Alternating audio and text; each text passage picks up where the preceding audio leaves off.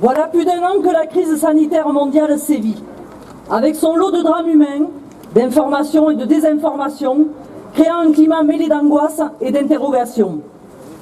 Nos organisations syndicales dénoncent depuis le début de la pandémie les incohérences politiques du gouvernement concernant les questions de santé publique face à la pandémie. Oui, ils nous ont confinés de force pour masquer la défaillance du système de santé mise à mal par 30 ans de choix libéraux.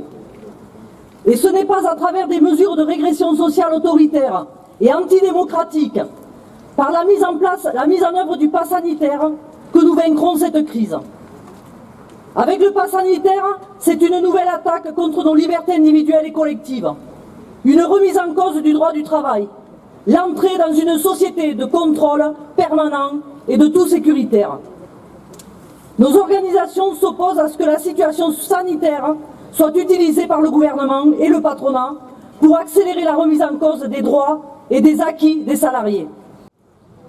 Depuis le début de la crise, le gouvernement n'a de cesse d'annoncer des mesures antisociales qui n'ont eu pour effet que de créer la division entre les populations et les salariés, mais en aucun cas ont été porteuses de prévention et d'attention pour les citoyens et les salariés.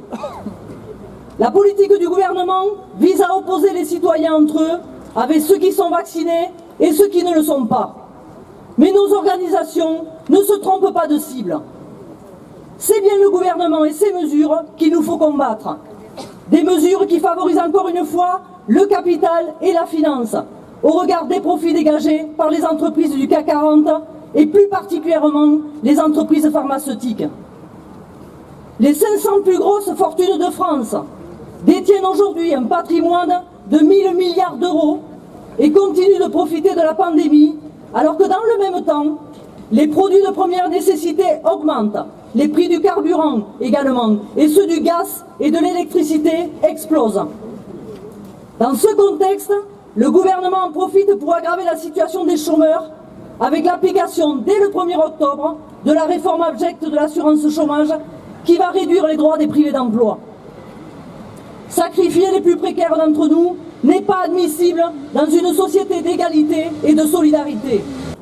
Il est urgent de sortir de cette économie ultra-financiarisée où quelques multinationales tirent d'énormes profits de cette pandémie au niveau national et mondial.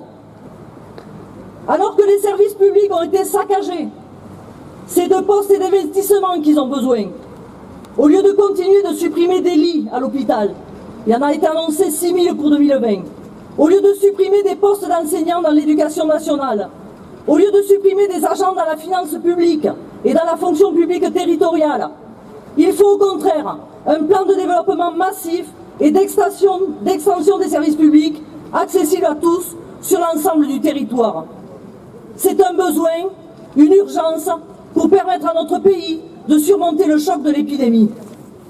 Parce que créer des emplois, c'est préserver et renforcer notre industrie, et qu'il n'y a pas d'industrie sans service public. Une industrie aveyronnaise toujours menacée de perdre plus de 1 000 emplois. À la Boche tout d'abord, où la direction ne tient pas ses engagements. Dernièrement, elle remet en question la promesse d'aucun licenciement contraint jusqu'en 2027. Cette mesure est maintenant liée à un véritable chantage sur les acquis sociaux, modération salariale, diminution du budget du CSE, diminution de la prime d'intéressement. Nous ne pouvons pas continuer à nous laisser manipuler par un patronat intéressé seulement par les profits, sans aucune considération pour le sort de ses employés et du territoire. À la SAM, une nouvelle fois, et ils sont là les salariés, je voudrais qu'on les applaudisse, et la Boche certainement aussi.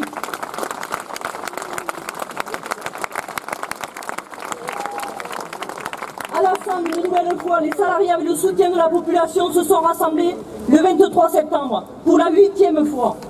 Ils ont réaffirmé avec force leur exigence pour qu'enfin une solution de reprise garantissant le maintien d'au moins 250 emplois, du bureau d'études, des services support ainsi que des accords d'entreprise soit enfin trouvés. Après 240 jours de mobilisation, pas de résignation, la lutte continue pour l'avenir de leur emploi, de leur famille et de tout un bassin. D'autres mobilisations ont eu lieu ces derniers jours. dans la santé et plus particulièrement en psychiatrie pour l'emploi, chez les aides et soins à domicile pour revendiquer de meilleurs salaires, dans l'éducation pour un grand plan d'urgence sur l'emploi, les salaires et les conditions de travail. Les retraités étaient également mobilisés pour vivre dignement. Oui, les mobilisations, elles doivent se multiplier. Et le rôle de nos organisations syndicales, c'est de créer les conditions pour, avec les salariés, gagner l'ancrage en priorité sur les lieux de travail. Oui, une autre politique économique et sociale est possible et nécessaire. C'est la raison pour laquelle nos organisations respectives vous appellent à agir pour une alternative de progrès social autour de l'augmentation des salaires, qui est un enjeu prioritaire pour la population, l'abandon définitif des contre-réformes des retraites et de l'assurance chômage, un vrai travail avec un vrai salaire pour toutes et tous, l'égalité professionnelle, femmes et hommes, la conditionnalité des aides publiques selon des normes sociales et environnementales permettant de préserver et de créer des emplois, un véritable projet industriel pour Bosch et SAM permettant la préservation du plus grand nombre d'emplois, l'arrêt des licenciements et la fin des dérogations au Code du travail et garanties collectives, un coup d'arrêt à la précarisation de l'emploi et à la précarité des jeunes en formation et une réforme ambitieuse des bourses. La fin des fermetures de services, des suppressions d'emplois, du démantèlement et des privatisations dans les services publics et la fonction publique et le renforcement de leurs moyens, par exemple dans les hôpitaux aveyronnais. Le rétablissement de tous les droits et libertés pour la jeunesse comme pour le monde du travail. Nous devons faire progresser l'idée qu'il est possible, dans la France d'aujourd'hui, de répondre aux besoins sociaux. Face à la montée des idées racistes et populistes, refusons l'isolement, le repli sur soi, l'exclusion, le rejet de l'autre. Construisons un mouvement social de grande ampleur, dans l'unité populaire, peu importe la couleur du drapeau, des gilets, l'essentiel étant de se rassembler sur un objectif commun, celui d'une société plus juste, respectueuse des femmes et des hommes et de l'environnement.